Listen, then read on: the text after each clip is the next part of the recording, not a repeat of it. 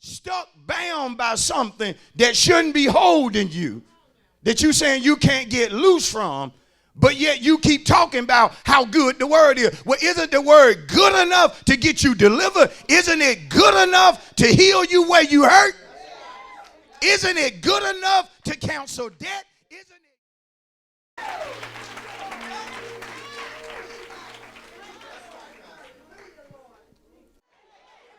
The problem is, what limitation are you trying to put on him? What are you trying to say he can't do? That's how you have to approach problems. Some of us, from the start of dealing with a problem, a negative situation, we immediately become depressed. You have to approach problems knowing this ain't too hard for God. He can handle this. Watch this. And whatever else the devil want to throw, whatever else my enemy want to shoot at me, there is something called a shield of faith. But some of you have dropped your shield. Better pick your shield back up. And so Gabriel says to Mary, or he's talking to Zechariah, he said, I am Gabriel, who stands in the presence of God. He's speaking to Zechariah, and was sent to speak to you. What Gabriel said? God done sent an angel. Listen to me. He's the same yesterday, today, and forever. He has sent an angel this morning, but will you listen to his angel? Will you listen to his messenger? Or is your problem talking louder than I am? Is your situation speaking louder than I am? Because no doubt he's talking through me. But can we be honest? Problems talk. Demons talk. People talk. And sometimes we allow these things to be louder than the voice of God. So he says to Zechariah, understand. He said, I am here to speak to you. That's what the pastor come to do. I don't come to play with you. I come to speak to you. I don't come to say something just to make you happy or make you shout. We beyond that at this church. If you don't shout, you better get this word in you, because it'll help you to shout later. Am I right? It's good when you can receive it shouted, but you got to maintain your shout in the midst of a negative report. Can you shout then? Come on. Because some of us, we shout at church, but that's about the only place you shout. Huh? Listen, he said, I've been sent to speak to you. This is what I want y'all to see, and to bring you these glad tidings, which equates good news. God sends his angels to give his people good news. But it's amazing how people, even some of you, will readily receive bad news, but you struggle receiving good news. Some of us struggle receiving good news. We got to see something. Pastor, my God gonna close the year out with a bang. I gotta see this. I don't believe it. He don't know what all we facing. But listen to me. But yet if somebody call you and tell you something bad, you ain't got to have no evidence that the thing even happened. You gonna pick up the phone, call somebody and say, have you heard what happened? I'm sorry to tell you this, but I got something bad to share with you. You don't know if it happened or not. You just love spreading bad news because it's so easily for you to receive. Can I break it down? Some of us even go places, and when folks say, you denied, we got no problem saying, that's the truth. I'm getting out of here. Thank y'all for your time.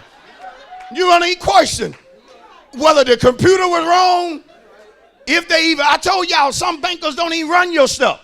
They look at what you got on and they try to discern whether or not you got money, not knowing some multimillionaire don't dress up every day, and some broke people got all their money on their back. You better listen to me. I'll help you. I'll help you. Some folk you see be clean as a tack, ain't got a dime in their pocket. But when they tell you denied, you don't question.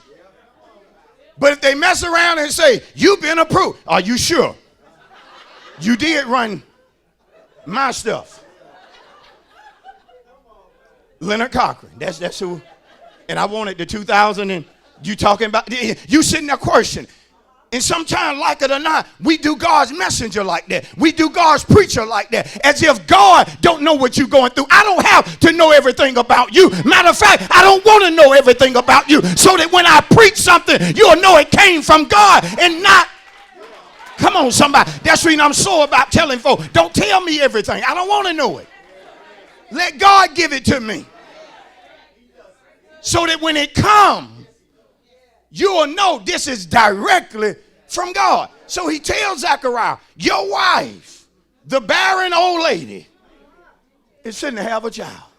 I'm bringing you some good news, Zechariah. You know, Zechariah couldn't believe it.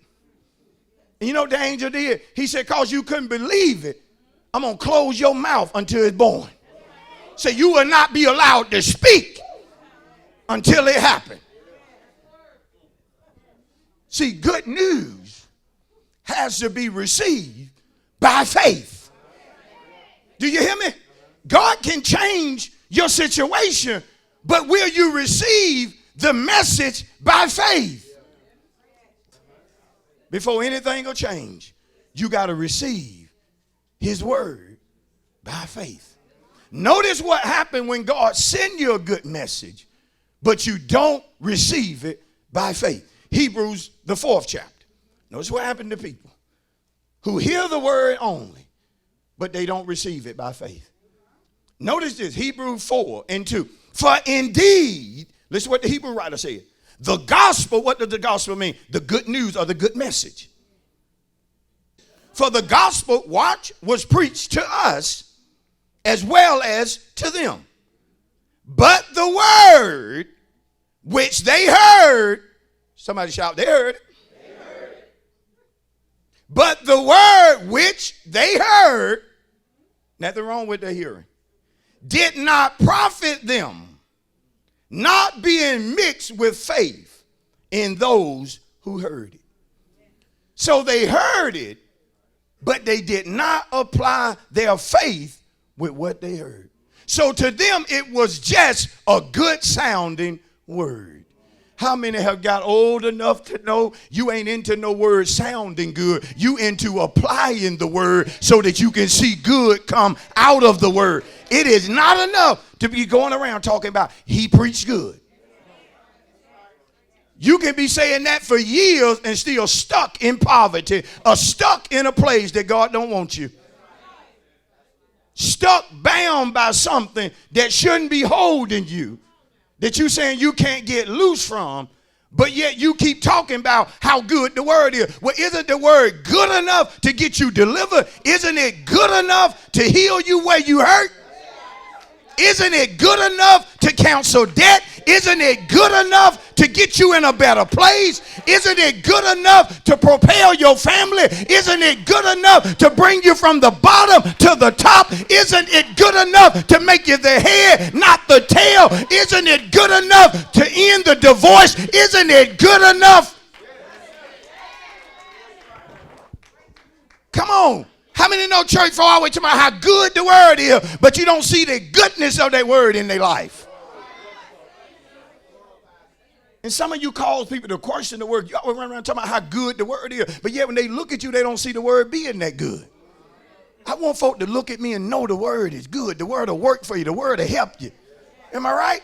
God didn't bring me from where he brought me for me to shut my mouth and go hide somewhere.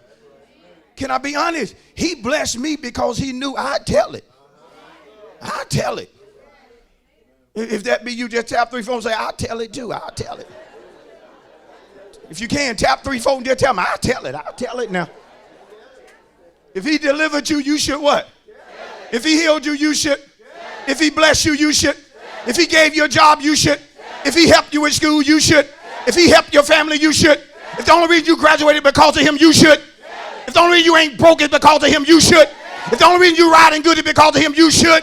If the only reason you live where you live is because of him, you shouldn't mind. You should. You should. You should. You should. Tell it everywhere you go. Tell it on your job. Tell it at your family. Wherever you go, tell of his goodness. Will it produce haters? Yes, that's part of it. You're not going to tell of the goodness of God and somebody not hate you.